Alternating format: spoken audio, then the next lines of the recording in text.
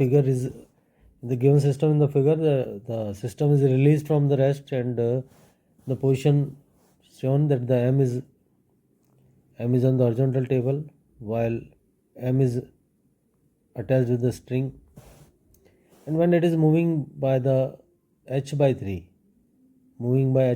then the collar B is removed. It means at the h by 3, this collar is removed. So for the h by 3, what is the velocity of the system after moving the h by 3? So if we calculate the acceleration of the system is a total net mass in the downward direction is 2 mg and total mass is a 3m. So initial acceleration is a 2g by 3, and for the 2g by 3 velocity becomes, it is under root of twice of initial acceleration is a twice g by 3, and 2g by 3, and the height means displacement is h by 3. Therefore the velocity before this Kolar को जब तक हम इससे अलग नहीं कर देते, remove नहीं कर देते, तब तक इसका वेलोसिटी v1 हो जाएगा. So v1 equal to under root of 4gh by 9. But after collar, जब कोलार को ट्रैप कर दिया जाएगा यहाँ पर, उसके बाद acceleration will change because the net force is only due to the mg, force mg की वजह से, and total mass, now the m mass अलग कर दिया, so total mass is m. The initial acceleration is a 2g by 3, but now the acceleration becomes g by 2. So final velocity when it hits on the ground is a v2 ka square, that the v1 square plus of twice of a s, and we know v2 square is equal to v1 square is a 4gh by 9 and plus twice of acceleration. Now the acceleration is equal to g by 2. And now the distance traveled by both the blocks is h, so it is a root gh, so total is a 13gh by 9 is a v2 square. Therefore the v2 is a 13gh by 9. According this, the 13gh by 9 is a 9 को under root के बाहर निकालना, it is 3. So the correct option is a C. In this situation, one of the thing is given that the force on the field force is a given. Field force is a minus 40 along x-axis, but depends on the y, and the minus 40 along the y-axis depend on the x-axis. It means that is a field force. And here given is what is the velocity of the aim, what is the minimum velocity of the A, so that it will reach at the point B. The one of the thing is very clear कि minimum velocity निकालना हमें, और minimum velocity के लिए हमें इतना velocity देना कि ठीक वो B पर पहुंच जाए. B पर पहुंचने के लिए एक कंडीशन ऐसी है कि force along x is a negative side, force along y is a negative side. तो जैसे जैसे ये फोर्स की वैल्यू x बढ़ेगा तो फोर्स अलोंग द एक्सिस बढ़ेगा, but force along the y axis, जैसे जैसे y कम होगा तो फोर्स अलोंग y कम होगा. इट मीन्स हमें मिनिमम रिक्वायरमेंट के अकॉर्डिंग ये ध्यान रखना कि इसे जस्ट मिड पॉइंट पर पहुंचाना, और मिड पॉइंट इज अ 1/2, 1/2, क्योंकि मिड पॉइंट से पहले और बाद में ये सिचुएशन है कि बाद में यदि पहुंच गया, जस्ट मिड पॉइंट पर पहुंच गया, तो इसका मतलब एक बी पर पहुंच जाएगा, और बी पर पहुंच जाएगा तो इट मीन्स द फोर्स के लिए डिस्प्लेसमेंट की बात करूं मैं, तो displacement is a d x i cap and plus d y j cap. और यदि ये work done just equal to the change in kinetic energy के इक्वल हो जाए, तो ये जस्ट ए से बी तक पहुंचने की मिनिमम रिक्वायरमेंट पूरी कर लेगा. Because here the very important thing कि बार बार ये कह रहा है कि मिनिमम वेलोसिटी चाहिए, और मिनिमम वेलोसिटी के लिए ऐसा नहीं कि ए से बी तक पहुंचाना है, हमें सिंपली उस जगह तक पहुंचाना है कि जहां पर यह, उसके बाद बी पर पहुंचने के लिए ये जो फोर्स है, that force along x axis, ये बढ़ेगा, बिकॉज वाई बढ़ने के साथ एक्स बढ़ेगा, और इधर की तरफ एक्स की ये वाई की डायरेक्शन में जो फोर्स है वो डिक्रीज होगा, बिकॉज वाई डिक्रीज हो रहा है। तो हमें सिंपली 0,1 से 1/2, 1/2 तक पहुँचाना है। तो इन दोनों का डॉट प्रोडक्ट करके यदि मैं काइनेटिक एनर्जी इक्वल कर दूं तो मिनिमम रिक्वायरमेंट पूरी हो जाएगा। So it is F dot d s means it is a 40 y. Against force की बात करें तो ये माइनस साइन को इग्नोर करता हूँ, तो मैं 40 that is a y d x as well as it is x d y. दोनों को इंटीग्रेट करूँ तो one of the thing very clear कि पाथ के अकॉर्डिंग या इस पाथ के अकॉर्डिंग पाथ की इक्वेशन जो बन रही है, it is y equal to minus x means 135 का वैल्यू माइनस एक्स हो जाएगा, और इंटरसेप्शन इज अ +1। इसका मतलब वाई का वैल्यू यदि एक्स की टर्म में रखना है तो इट इज़ 1 माइनस एक्स, और एक्स की वैल्यू वाई की टर्म में रखनी है तो it is 1 minus y. So it is equal to 40 y की वैल्यू रखूँगा तो इट इज़ अ 1, वाई की value it is 1 minus x, it is d x, और एक्स की वैल्यू रखूँ तो it is 1 minus d y into d y. Integrate करूँ तो अल्टीमेटली जो 40 को मैं इधर लेफ्ट हैंड साइड में लेके आता हूँ तो 40 into 2 it is 1/80 into 5v²। और इस लिमिट के अकॉर्डिंग, लिमिट हम इसके बाद रख देंगे, उससे पहले यदि x minus x²/2 and plus of y minus y²/2 and the limit of the x and y, x का लिमिट 0 से हाफ है और y का लिमिट 1 to हाफ है।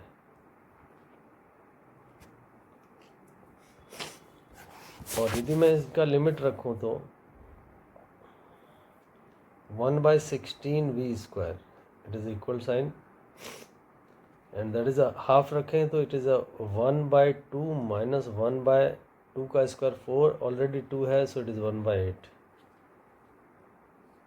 That is a plus 1/2 minus 1/8, already 1/2 का स्क्वायर इंटू 2 सो 8 हो जाएगा, and that is a 1 रखने पर 1 minus 1/2 minus 1 minus 1/2। Therefore the v²/16 equal to, यदि इन सभी को सॉल्व करता हूँ मैं so it is a 1 minus 1, या इनसाइड मल्टीप्लाई करूँ तो -1 and it is a +1/2, and -1 जो है हाफ एंड प्लस हाफ से कैंसिल होकर -1 भी कैंसिल हो जाएगा, plus half and -1/4, half and -1/4 is equal to v²/16. That's why v²/16 equal to 1/4. So ultimately मैं यूँ कह दूँ कि v² equal to 4, या स्पेस के अकॉर्डिंग यदि मैं बात करूँ तो v² equal to 4 का मीनिंग ये हो गया v equal to 2 मीटर पर second. I again repeat, the very important thing in this problem is the minimum velocity which is required। और minimum velocity के लिए हमें ऐसा नहीं कि यहाँ से यहाँ तक का वर्क डन निकालना है, यानी मीन्स A से B तक का वर्क डन नहीं निकालना है, A से B के बजाय हम इस पॉइंट पर पहुँचा दें, क्योंकि उसके बाद यदि हम यहाँ तक पहुँचा भी दिया तो जो फील्ड फोर्स है वो उसे x तक ले जाएगा। तो it is very similar problem of, जैसे फॉर एग्जांपल 2 मास m है और इसके बीच में यदि हम किसी मास m को यदि प्रोजेक्ट कर रहे हैं तो यदि मिड पॉइंट तक पहुंच गया तो उसके बाद दूसरा मास उसे अट्रैक्ट कर लेगा। ठीक उसी टाइप से यदि इस पॉइंट के बाद की बात करें तो ये फोर्स खुद हेल्प करेगा उसे और b तक पहुंचा देगा। और मिनिमम वेलोसिटी के लिए हमें लिमिट की बात करें तो 0,1 से 1/2, 1/2 तक पहुँचाना है।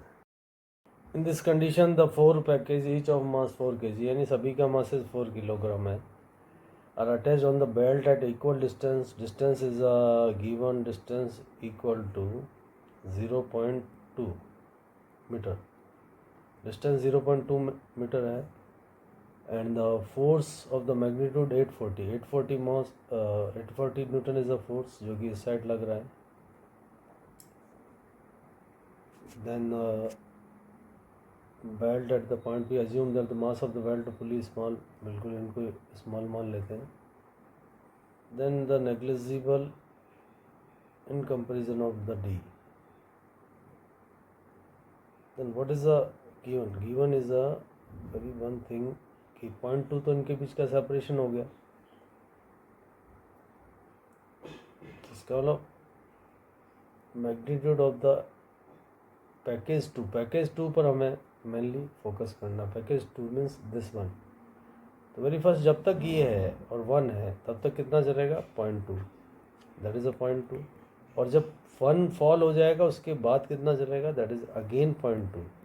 इसका मतलब जब 1 यानी 1 होने पर टोटल मासेस कितना है 4, तब तक एक्सीलरेशन कुछ डिफरेंट होगा. और यदि 1 फॉल हो गया है उसके बाद इसका एक्सीलरेशन कुछ डिफरेंट होगा. तो वेरी फर्स्ट हम ये मान लें कि velocity of the package 2 is a v1 square. और initially it starts from I think rest, बिल्कुल इनिशियली स्टार्ट्स फ्रॉम रेस्ट से स्टार्ट हो रहे हैं. तो v1 square equal to twice of acceleration into displacement is 0.2. The acceleration is 840 divide by total mass. चारों जब baggage है या चारों जब पैकेज है तो इनका चारों का mass is 4 into 4 it is 16. So velocity when the first package fall, that velocity is equal to 84 by 4. 84 by 4 means it is a 21 metre पर सेकेंड. ये उस टाइम में जब 1 वाला फॉल हो चुका है, लेकिन अभी फर्दर और 0.2 चलना है बिकॉज हमें सेकेंड का वेलोसिटी निकालना. और सेकेंड का वेलोसिटी निकालने के लिए v2 का square that is a v1 का square plus twice of. Now the acceleration will change because the now only 3 baggage are on the belt.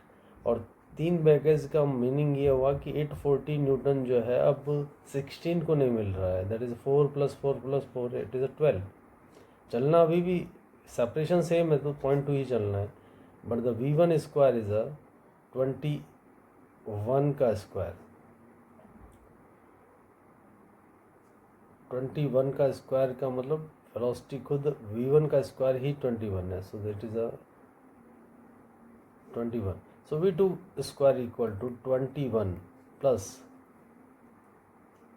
यदि मैं इसको सॉल्व करूँ तो it is a 0.2 cancel with this 10, 2 6 2 3 3 28. So it is 28 plus 28 is a v2 square, and I think v2 square is equal to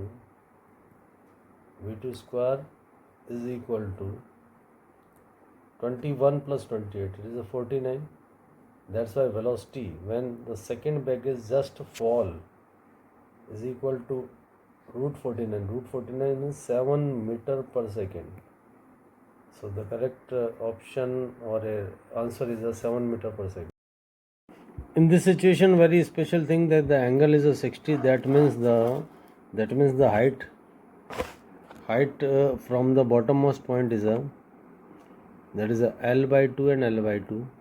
L60 means L by 2.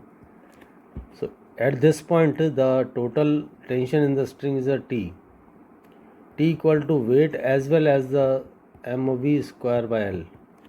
And we know the mv square by L is a v equal to under root of twice of g into L by 2. So mv square by L equal to, that is mg. So the tension in the string is a 2 mg at the when it is at the lowermost point. If the tension is just twice of the weight, then what is the minimum value of the coefficient of friction between the mass 4m? इसका मतलब इस जगह यदि इसको रोकने के लिए मास की बात की जाए तो इसको रोकने के लिए the weight plus centripetal acceleration कहते हैं या सेंट्रीफ्यूगल फोर्स जो भी कहते हैं, इस जगह इस टेंशन मैक्सिमम होगा और टेंशन की value just equal to twice of mg होगा. तो फ्रिक्शन की वैल्यू 2 mg होने के लिए that is mu into 4 mg the mu equal to 4 mg, 4 mg का मतलब म्यू का मिनिमम वैल्यू 0.5 होना चाहिए। बिल्कुल सही है, फर्स्ट ऑप्शन इज करेक्ट। अब सेकंड ऑप्शन की बात करें, सेकंड ऑप्शन में एक आ गया work done by gravitational force on the block m, यानी लोअर ब्लॉक की बात की जा रही है। लोअर ब्लॉक पर जो एम पर जो फोर्स है, व्हेन ए टू बी आता है तो A to B is a work done by the gravitation force is a mg and displacement along the mg is a mg into l/2. It is a positive. Work done by gravity is a positive. That means the second option is also correct. Third option, the power delivered by the tension when it moves from A to B.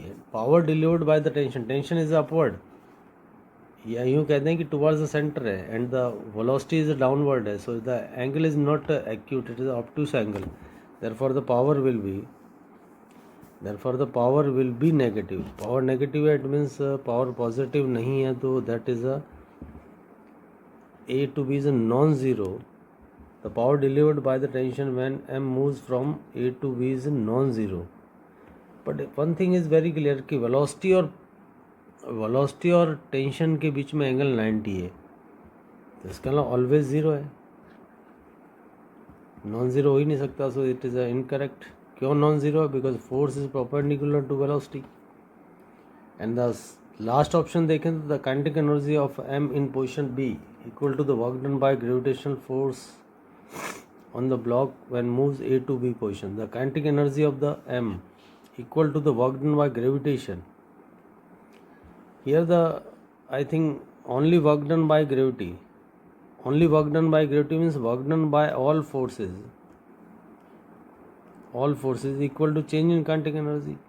So I think D is the correct option. The kinetic energy of the M B equal to the work done by gravity, because all gravitation force के अलावा कोई force लग ही नहीं रहा है, या लग रहा है तो भी उसका वर्क डन ज़ीरो है, तो the correct option is D. So the A B D is the correct.